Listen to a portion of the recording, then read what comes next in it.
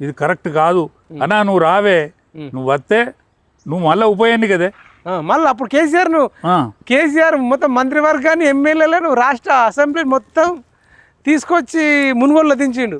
అట్లనే నువ్వు ఇప్పుడు మళ్ళీ ఒక ఉప ఎన్నికదే, రాజ్యం రాకపోతే ఒట్టుపెట్టు. రేవంత్ రెడ్డి దెబ్బకి అవుట్ అవుతాడు, దెబ్బకి అవుట్ అవుతాడు. అదే ఒక్కడే 4-5 మంత్రులు పెట్టుకోవడానికి ఎట్లా చూస్తారన్న? ఇక్కడ ఉన్నదానే ఏ రాష్ట్రంలో, ఏ దేశంలో? ముఖ్యమంత్రి, మున్సిపల్ శాఖ మంత్రి, హోంశాఖ మంత్రి, విద్యాశాఖ మంత్రి. నువ్వు ప్రధానమంత్రికి కూడా లేవు. అదే ప్రధానమంత్రికి ఒక ప్రధానమంత్రి తప్ప ఇంకేం లేదు. ఏం లేదు. అంతకంటే పెద్దదా? అరే తుడుకానా